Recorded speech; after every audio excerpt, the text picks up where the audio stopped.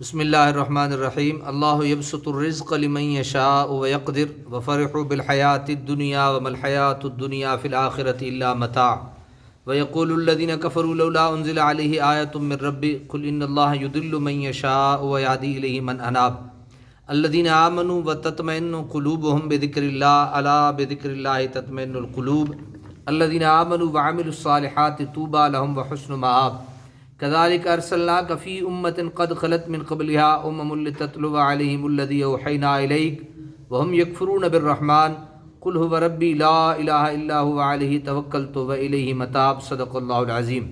آیت نمبر 25 سے لے کر آیت نمبر 30 تک سورہ رعد ہے۔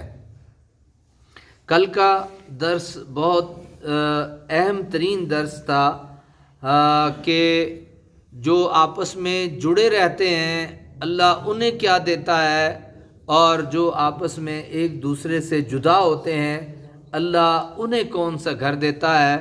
جو جڑے رہتے ہیں ان کا گھر کیسا ہے، اور جو ایک دوسرے سے قطع تعلق ہی کر کے رہتے ہیں انہیں جو گھر ملتا ہے وہ کیسا ہے، یہ کل ہم نے سماعت کیا تھا۔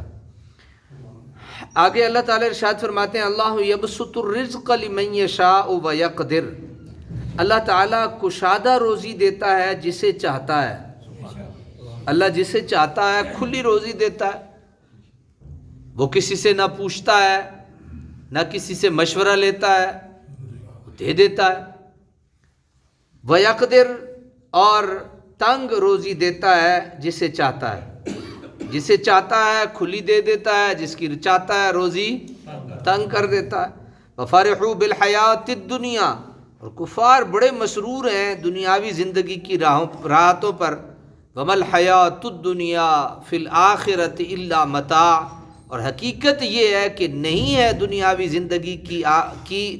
زندگی آخرت کے مقابلے میں مگر متاع حقیر۔ اللہ تعالیٰ کا اپنا انداز ہے۔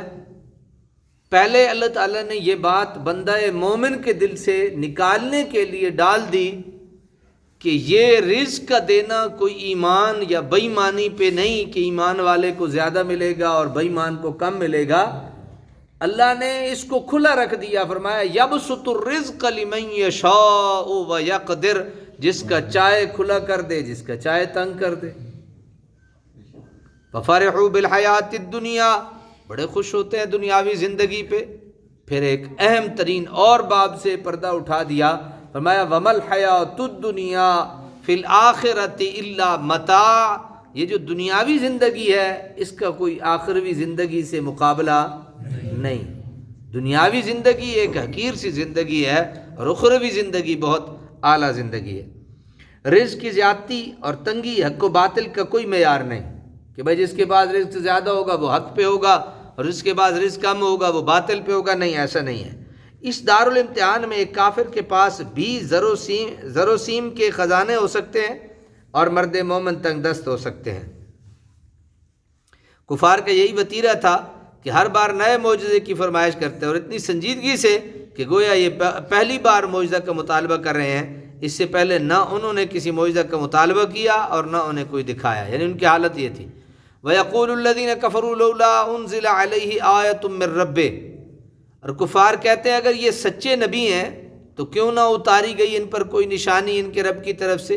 قُلْ إِنَّ اللَّهَ يُضِلُّ مَن يَشَاءُ وَيَهْدِي إِلَيْهِ مَنْ أَنَابَ، آپ فرمائیے کہ نشانیاں تو بہت ہیں لیکن اللہ تعالیٰ گمراہ کرتا ہے جسے چاہتا ہے، وَيَهْدِي إِلَيْهِ مَنْ أَنَابَ، اور رہنمائی فرماتا ہے اپنی بارگاہ کی طرف جو صدق دل سے رجوع کرتے ہیں، یعنی اس میں بھی اسی کی چاہت ہے جو مرضی کرے۔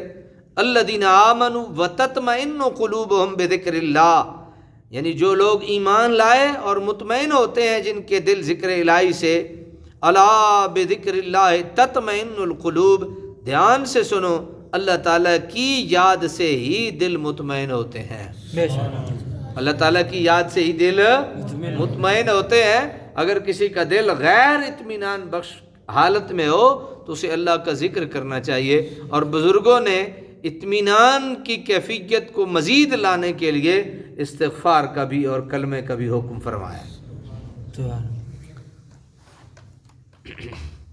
جب تک دل میں شک کا کانٹا چبھا رہتا ہے انسان کو کسی پہلو قرار نہیں آتا، اور جب یقین کا اجالا ہوتا ہے تو ظاہر اضطراب ختم اور ساری بے چینیاں دور ہو جاتی ہیں۔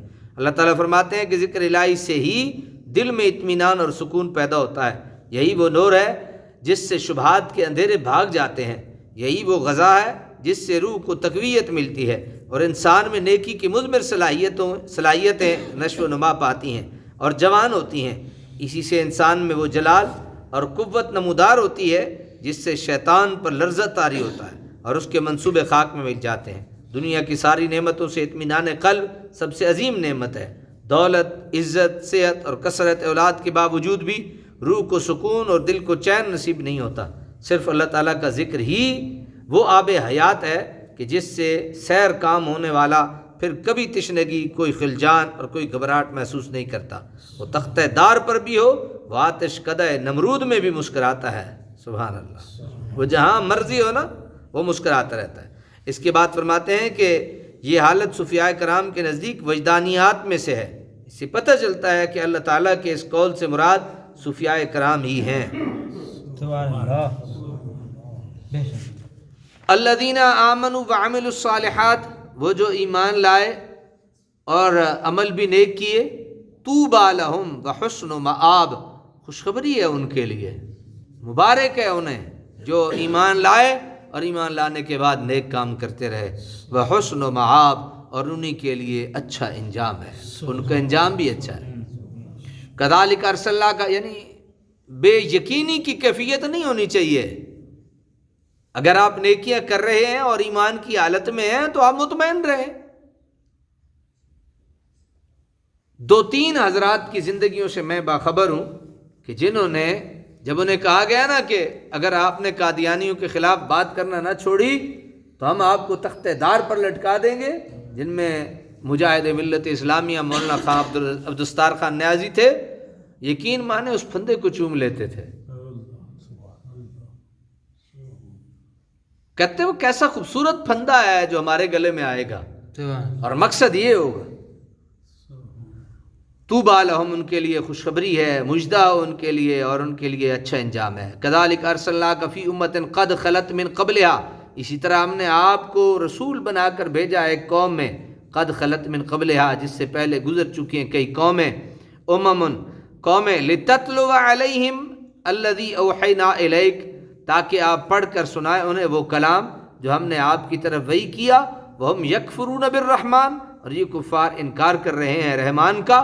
قل هو ربی لا الہ الا ہو، فرمائیے وہی میرا پروردگار ہے، نہیں کوئی معبود بجز اس کے، علیہ توکلت و الیہ متاب، اسی پر ہی میں نے بھروسہ کر رکھا ہے اور اسی کی جناب میں ہی رجوع کیا جائے گا۔ ابو جہل نے ایک دن سنا کہ حضور صلی اللہ علیہ وسلم خانہ کعبہ کے قریب کھڑے ہوئے دعا مانگ رہے ہیں اور یہ کہہ رہے ہیں یا اللہ یا رحمان۔ ابو جہل دوڑتا ہوا مشرکین کے پاس گیا اور کہنے لگا آؤ تمہیں ایک عجیب بات سناؤں کہ اب میں محمد نے بھی دو خداؤں اللہ رحمان کی عبادت شروع کر دی۔ تو یہ آیت نازل ہوئی۔ حضرت ابن عباس سے مروی ہے کہ جب حضور نے کفار کو فرمایا اسجدوا للرحمن، کہ رحمان کو سجدہ کرو، تو وہ کہنے لگے مر رحمان، رحمان ہے کون؟ ایک روز ابو جہل اور عبداللہ بن ابی امیہ نے حضور کی خدمت میں چند مطالبات پیش کیے کہ اگر مکہ کے پہاڑ دور ہٹ جائیں اور ہماری کھیتی باڑی کے لیے زمین فراخ ہو جائے، نیز اس میں چشمے اور نہریں جاری ہو جائیں، اور ان کے جد اعلیٰ جو قصی تھے، قصی بھی کہتے ہیں، قبر سے زندہ ہو جائیں، اور ہم بھی دوش ہوا پر سوار ہو کر شام و یمن میں تجارت کے لیے آیا جایا کریں، تو پھر ہم پر ایمان لائیں گے ہم آپ پر۔ اس کے جواب میں فرمایا جا رہا ہے کہ اگر ایسا بھی کر دیا جائے تو یہ ہٹ دھرم پھر بھی ایمان نہیں لائیں گے اور یہی کہہ دیں گے بڑا زبردست جادوگر ہے۔ اللہ تعالیٰ عمل کی توفیق عطا فرمائے۔